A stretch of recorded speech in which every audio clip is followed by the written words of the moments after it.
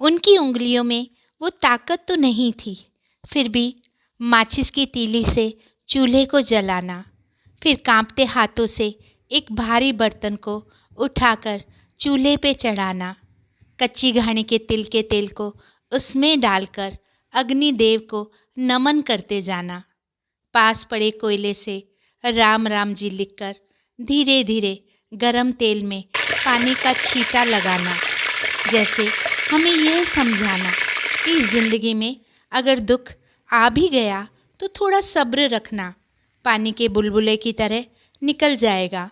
फिर पूरे परिवार, समाज और देश की सुख शांति के लिए समृद्धि की दुआएं करते हुए आटे को धीरे धीरे हिलाना, आंच को मध्यम करते हुए पास पड़े हुए बादाम, काजू, अखरोट के टुकड़े करते जाना। सच कहूँ, चंद लम्हे उनके पास बैठें तो अपनी पूरी ज़िंदगी का तजुर्बा दे जाते हैं, जो शायद उन्हें भी मिला विरासत में और आज हमारी धरोहर है। अपने हाथ को पहिए की तरह घुमाते हुए हमें ये सिखाना कि ना तो खुशियों को कोई पकड़ कर रख पाया है, ना ही दुख हमेशा के लिए ठहरता है। आटा भूनते हुए उन्होंने कभी घड़ी नहीं देखी, जैसे वो हमें सिखा रही थी कि अगर कीमत देखे बिना चीज़ें खरीदना चाहते हो तो आपको बिना घड़ी देखे काम करते रहना होगा। अब आटे में से निकलती हुई भीनी भीनी खुशबू, जो ना सिर्फ घर की चार दीवारियों तक रहती बल्कि पूरे मोहल्ले में फैल जाती, जैसे सारे ग्रहों और नक्षत्रों को अपने फेवर में कर जाती।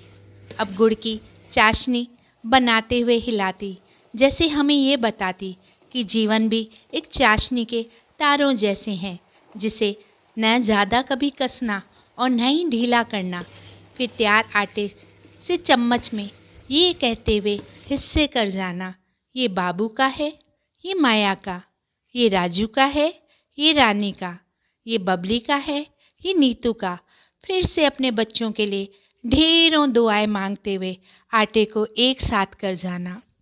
तैयार आटे में चाशनी को डालकर मेथी को डाल जाना, हमें यह एहसास करवाना कि हर चीज़ कितनी गुणकारी होती है।